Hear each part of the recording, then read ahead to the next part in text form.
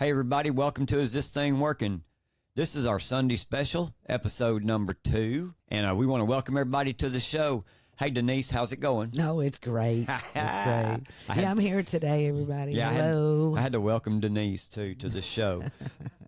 And, hey, before we start the show, we got to mention all of those in Nebraska, Oklahoma, Kansas, all the states that since Thursday have been affected by the storms and the tornadoes and hail and the high winds.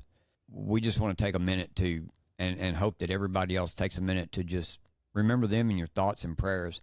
That's been a terrifying and horrifying and life upending experience for all those people, millions of people. And we'd be remiss if we didn't talk about it a little bit. Yeah, it was real scary last night. You know, we got texts in the middle of the night that one of our kids said that they were safe, and we were like, what the heck was going on? Yeah. So then we noticed that, of course, they had these big tornadoes, and it was scary. Our children live in the Ardmore-Dixon area. We're praying for everybody there. So Sulphur, man, was just obliterated. Yep. I just seen pictures before we come on air.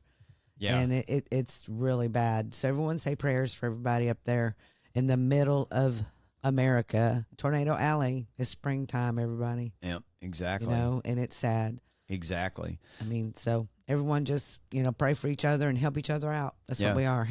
We help our neighbors out. Yep, help your neighbor out, especially if you're listening to us and you're near that area. If you're near that area and you've got the means to go help, I mean, I just hope you find it in your heart to go help some of those people. Yeah. And, hey, before we start our show today also, we want to state that these are our opinions, our assertions, and if you agree with us, you tell your friends and share the show. Stomp that like button. And please follow and subscribe wherever you see the name Is This Thing Working? You help Denise and I further our reach when you share the show, and we thank you from the bottom of our hearts for that. Yeah, and please make sure you share the Sunday show as well. It's very important. It's new. It's only episode 2, so people aren't used to seeing it. So when you see it today, when it comes out at 7, you just share the show with all your friends, stomp that like button, and, leave us some feedback in the comments below. There you go. There you go. And one of our new sponsors that we've announced them a couple days ago, is Coffee Brothers. So, again, let's welcome them to the Is This Thing Working family. Coffee Brothers has a unique selection of unique coffees from different roast types to origins. So please just go to www.coffeebros.com. That's coffeebros, BROS.com. Coffeebrothers.com. And you get 25% off your first order. So click the link in the comments. So let's get this thing rolling. Let's do it. Man, we're living in crazy times, are we not? Oh, yes, Golly. we are. And it's like exploding everywhere. All weekend, you're hearing nothing but the DOJ and the Biden administration. What did we find out? We found out that they've been colluding all together to go after President Trump. Right. And then we have the colleges, which are full of students, that are protesting, and then some of them are get taken to jail for breaking the laws and the rules and all that.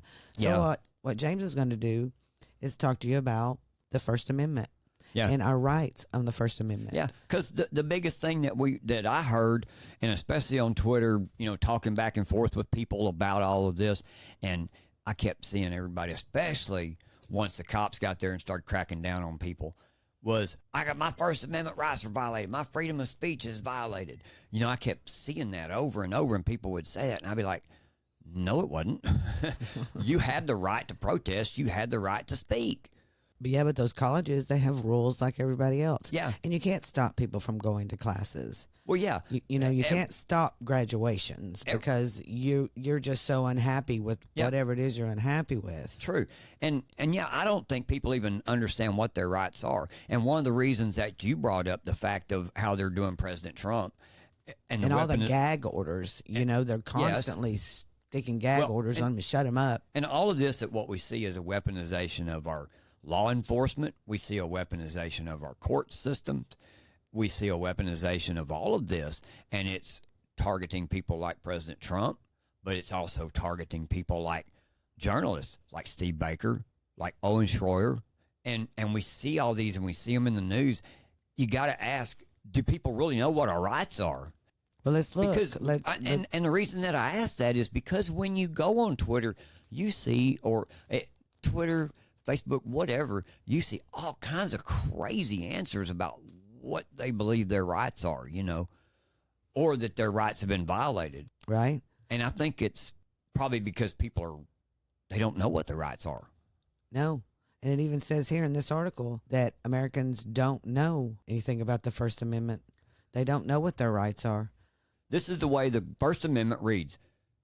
Congress shall make no law respecting the establishment of religion or prohibiting the free exercise thereof, or abridging the freedom of speech, or of the press, or of the right of the people peaceably to assemble and to petition the government for a redress of grievances. And I asked the question earlier, do people really know what their rights are? We've got an article from thefire.org, and it does ask this. And matter of fact, there was a poll done in a recent America Speak panel conducted by the National Opinion Research Center at the University of Chicago. They asked 1,140 Americans if they could name any of the specific rights protected by the First Amendment.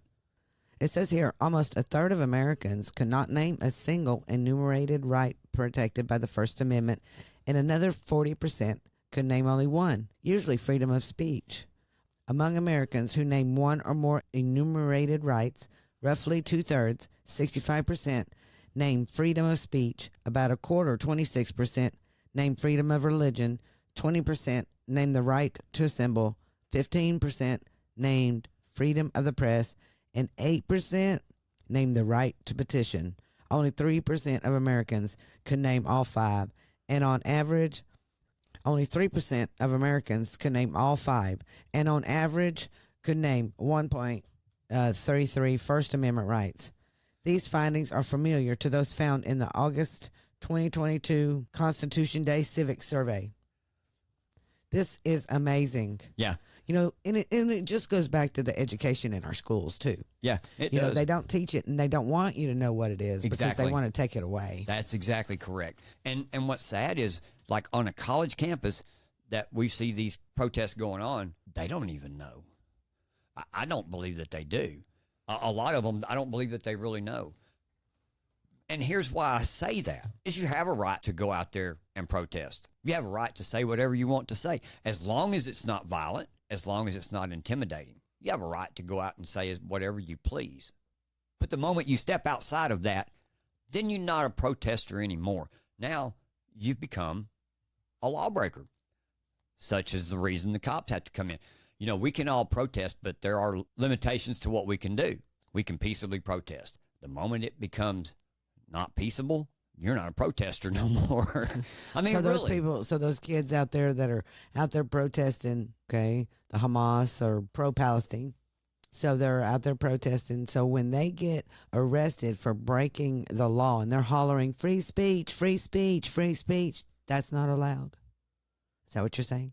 If they were only being arrested for standing there hollering free Palestine, if they were only being arrested for holding their signs up, but they go to protest on at a public place as a college or university. They go to this public place. They still have rules there. The colleges set the rules. At Columbia, they broke those rules.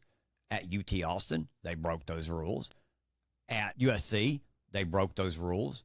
Each one of them had a set of rules for them. Mainly, it was you can protest, but you don't have the freedom to be disruptive, block other people from entering and going back out, attending classes if you're disruptive. Being threatening, being intimidating, screaming these threatening things at people as they walk by, making human chains so that the Jewish students cannot make their way to their classrooms.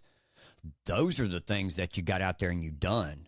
So at that point, you're not protected by the First Amendment anymore. Because the First Amendment does have protections. You do have protections for freedom of speech. Everyone hears it all the time. They really do. But there's freedom of speech, and then there's not freedom to harass. There is no reason why you need to, bring anyone else that isn't in your sphere into your orbit. If they decide that all they want to do is go to class and then go home, then let them do that. But these people out here we can talk about free speech and all that, but they're all coordinated, and this is meant to be something to push back on free speech, you know, because they're really trying really hard to get rid of it. They don't like the fact that we have free speech in our Constitution. Yeah. Well, just like at University of Texas, they have the campus rules. You chose to protest on the University of Texas grounds. They have rules for it. Follow them. The rules for a campus demonstration at UT Austin are simple. Demonstrators are not allowed to block entrances or exits to buildings, create a disruption in buildings, vandalize property, use amplified sound without reservation, or attempt to force others to view or listen to a message. People who aren't students are allowed to participate in a protest on campus, and the university cannot cancel an event based on the speaker's viewpoint. Peaceful protests within our rules are acceptable. There you go. That's your right that you have when you go to protest, is that you can protest as long as it remains peaceful. And we ain't been seeing that. Is this thing working? Rise up. Well, hey, everybody, that's it for today. Thanks for listening, and I hope you've enjoyed the show. Hope you've learned some things about what's going on around us in the nation and in your communities. You know, we couldn't do this without your continued support either. We appreciate all of you showing up, taking the time to listen to us today. So please, like I say, make sure to hit the like button, share our show with all your friends. We'll see you next time on Is This Thing Working? And as always, I'm James, and that's my lovely co-host over there, Denise. and we'll see you next time. We're out.